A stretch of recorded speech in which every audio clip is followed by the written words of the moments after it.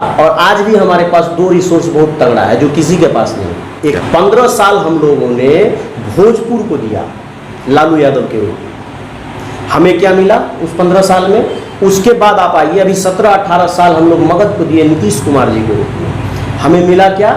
हम आज भी चचरी पुल पर चलने के लिए मजबूर हैं और मगध में आप जू सफारी बना रहे हैं, ग्लास ब्रिज बना रहे हैं, एनआईटी स्थापित कर रहे हैं, आईटी ला रहे हैं, ट्रिपल आईटी ला रहे हैं। पग पग पोखर माछ मखान, सरस बोल मुस्की मुख पान। नमस्कार, मैं हूं मुकेश सिंह और अभी आप मेरे साथ देख रहे हैं। मुझे बिहार से अलग कर दीजिए, मुझे मिथिला राज्य का दर्जा देकर मुझे मेरे हाल पर छोड़ दीजिए। ये दरअसल मैं नहीं कह रहा हूं, बल्कि मिथिला स्टूडेंट यूनियन के सभी सदस्य कह रहे हैं। और 21 अगस्त को मिथिला स्टूडेंट यूनियन के सभी सदस्य दिल्ली पहुंचने वाले हैं और वहां संसद का घेराव करने वाले हैं।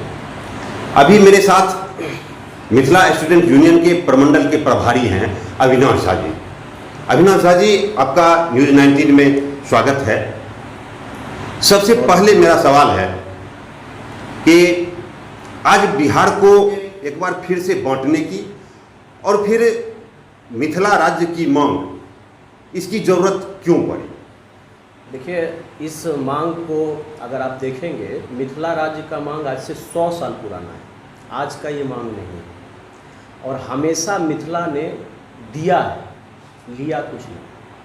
आप त्याग की बात करें, समर्पण की बात करें, दानवीरता की बात करें तो मिथिला नरेश का इतिहास आज पूरे विश्व में छुपा हुआ नहीं। उन्होंने दिया है, समृद्ध बनाया है। आज जो मगध है या पटना है जहाँ लोग बैठ करके कुर्सी खेल रहे हैं, शायद वो भी कहाँ से दिया हुआ है, ये भी बात है। अब मैं आपको बैक ले जाना चाहूँगा। आप देखिए कि बिहार नाम का एक फेक आइडेंटिटी हम लोग को कब मिला?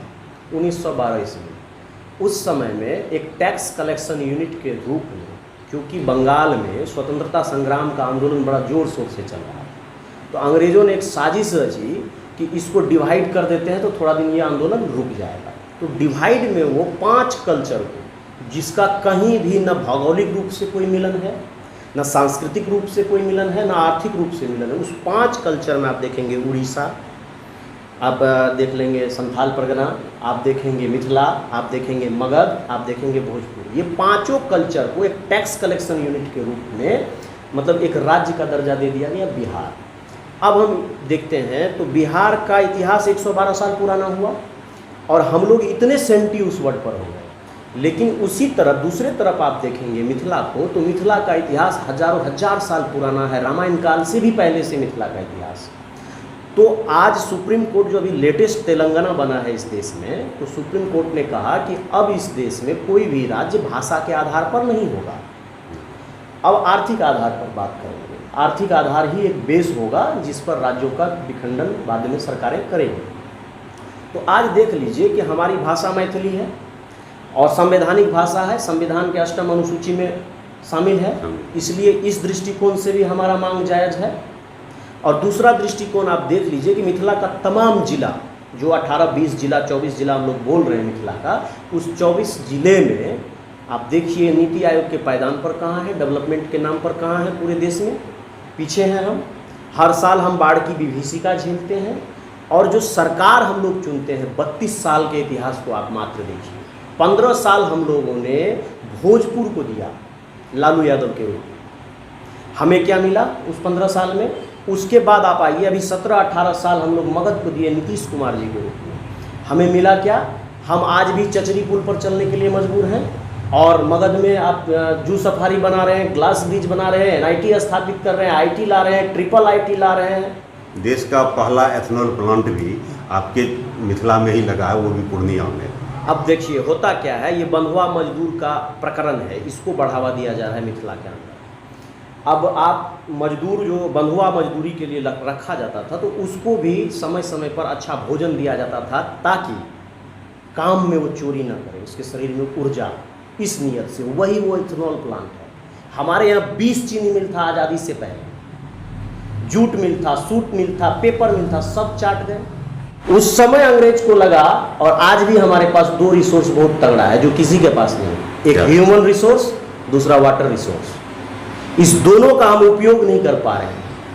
अब आप देखिए कि हमको डेवलपमेंट के नाम पर क्या मिला साथ रहने के बाद। हमको डेवलपमेंट के नाम पर मिला गरीब रथ, डेवलपमेंट के नाम पर मिला जनसेवा, जनसाधारण, ठीक है, जिस पर हमारे लोग चढ़ करके जाएं, देश के अन्य राज्य में मजदूरी करें, रिक्शा चलाएं, ठेला चलाएं, सब्जी बेचें, किसी के घर में काम करें, किसी के खेत में काम करें।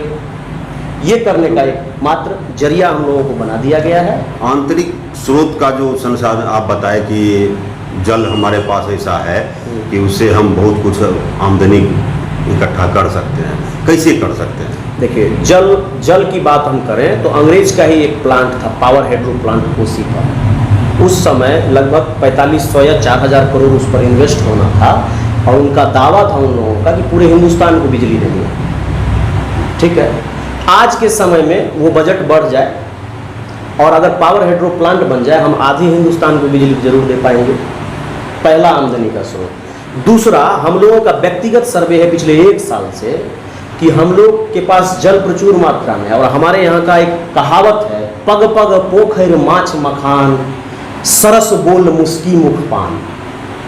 आप देखिए आज हमारे क्षेत्र में पग पग पोखर है और ज़रूरत है उसको डेवलप करने का। और जो हम बताए कि हम लोगों का सर्वे है, वो सर्वे ये है कि पूरे 24 जिला में हम लोग 3.5 करोड़ पर डे का मछली खाते हैं, आंध्रा और बंगाल का।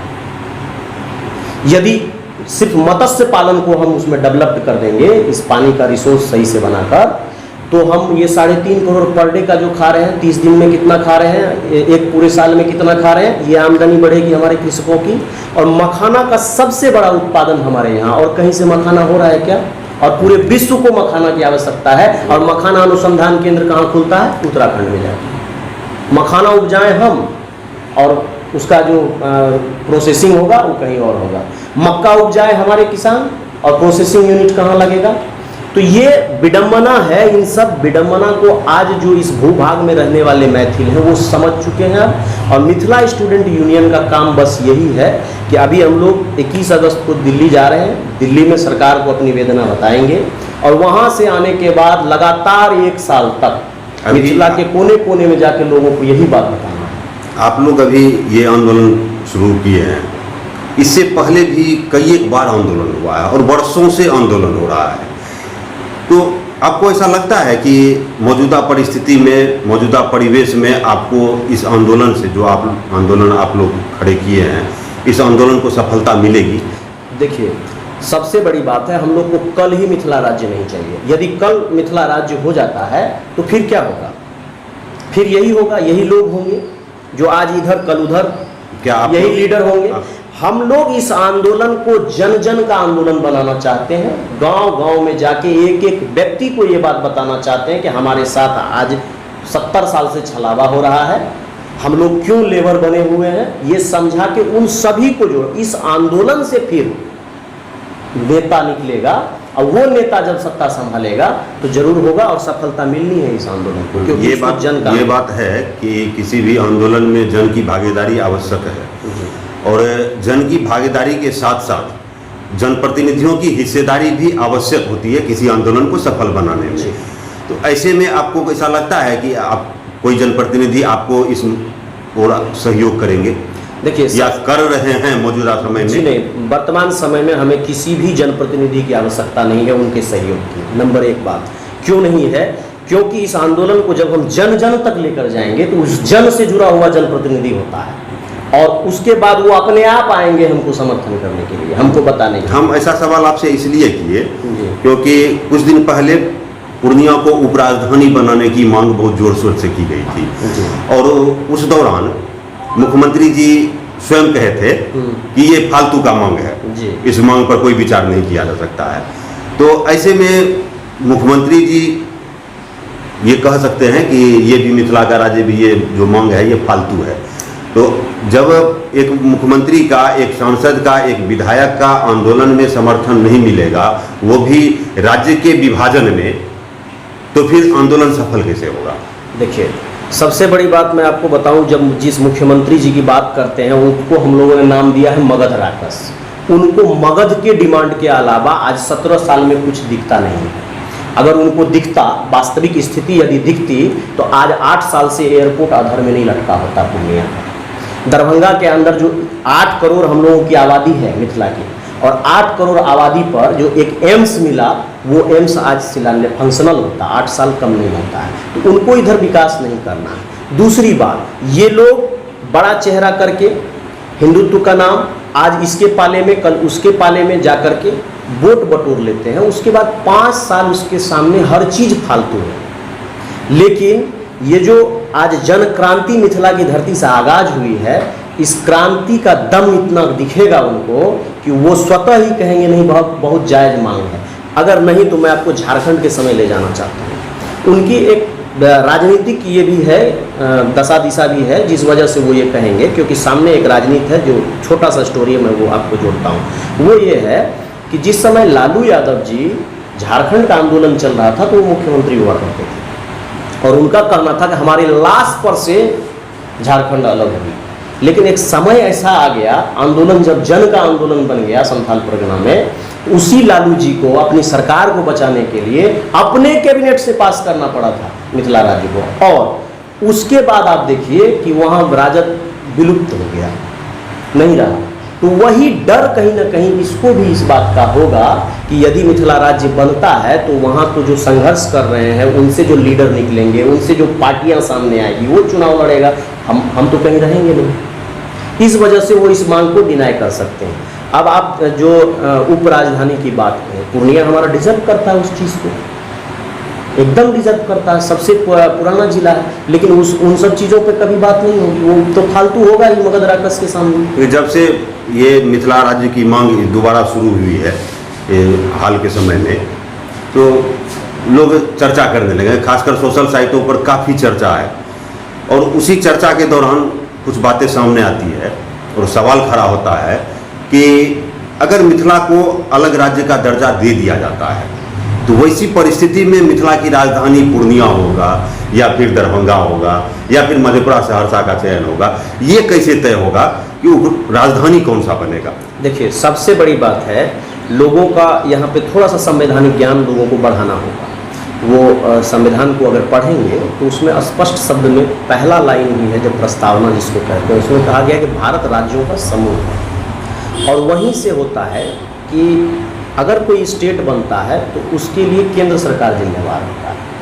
केंद्र सरकार उसको पास करते हैं तो स्टेट बनता है। केंद्र सरकार स्टेट रिफॉर्मिंग कमेटी बनाते हैं।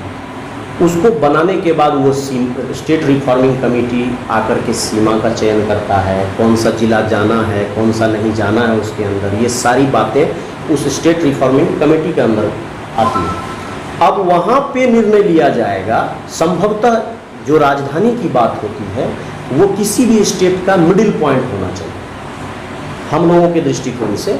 और रही बात दरभंगा की, ये चीज़ें बहुत ज़ोर शोर से चलाई जा रही हैं दरभंगा के इतर मिथिला में, कि लोग इसलिए कर रहे हैं कि दरभंगा को राजधानी बना दिया जाए। लेकिन मैं बता रहा हूँ दूर दूर तक ऐसा कुछ भी नहीं है कि दरभंगा राजधानी होगा।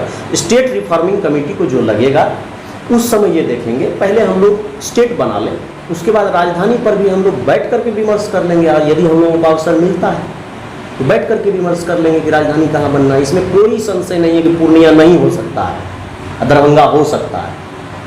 तो अभी 2000 ईस्वी में जो राज्यों का विभाजन हुआ था, वो राज्य जिस तरीके से डेवलप कर रहा है, क्या आप उम्मीद करते हैं कि मिथिला को भी अगर राज्य का दर्जा दिया जाएगा तो ठीक उसी तरीके से डेवलप करेगा जिस तरीके से उत्तराखंड या झारखंड ये डेवलप किया है?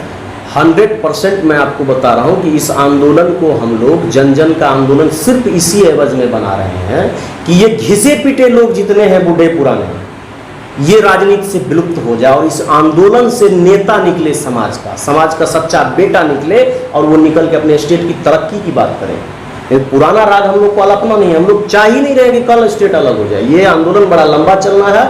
और रही बात, हम आपको बार बार कह रहे हैं कि ह्यूमन रिसोर्स और वाटर रिसोर्स, ये दो दुनिया में इसका एग्जाम्पल है वाटर रिसोर्स का। नीदरलैंड का नाम अब बखूबी जानते होंगे। 50 में उसके पास बाढ़ आया, सब कुछ खत्म हो गया, 16,000 लोग मारे गए। लेकिन हर साल आ रहा था, वहाँ की सरकार ने अपनी इच्छा शक्ति जाहिर की आज दुनिया के लोग उसी नीदरलैंड के उस वाटर रिसोर्स को देखने के लिए जाते हैं, आज तक उसके यहाँ बाढ़ नहीं आया। चलिए 21 अगस्त को जो आप लोग संसद का घेराव करने वाले हैं, उसमें कितने लोगों की पहुंचने की उम्मीद है? देखिए मिथिला से यहाँ से हम लोग मान के चलते 10,000 लोग जा रहे हैं और लगातार 3 महीने से इस आंदोलन के लिए हमारी दिल्ली टीम, चंडीगढ़ टीम, हरियाणा की टीम मेहनत कर रही है। जो भी जहाँ भी मैथिल रह रहे हैं दिल्ली में, और ख़ास करके हम लोगों का प्रोग्राम संडे को सिर्फ उन्हीं लोगों के कहने पर रखा गया है कि वो लोग उस दिन कम से कम अपने ड्यूटी से ऑफ रहेंगे, अपने काम से निवृत्त रहेंगे और मिथिला मैथिली के लिए उम्मीद हम लोग जताते हैं 25 से 30,000 लोग उस दिन हम लोग एकत्र होंगे। चलिए आपको शुभकामनाएं हैं कि आप लोग जो आंदोलन छेड़ रखा है, आप लोगों को मुकाम हासिल हो। आपने अपना बहुमूल्य समय दिया हमको, इसके लिए आपको बहुत बहुत धन्यवाद। लेकिन एक सवाल, बहुत बड़ा सवाल है, और ये सवाल खास करके मुख्यमंत्री जी के लिए तो अवश्य ही है कि मिथिला ये वो धरती है जहाँ सीता मैया जन्म ली। शिव अपना धनुष को सुरक्षित इसी धरती पर रखने का निर्णय लिया था। राम भगवान का ससुराल हुआ मिथिला में।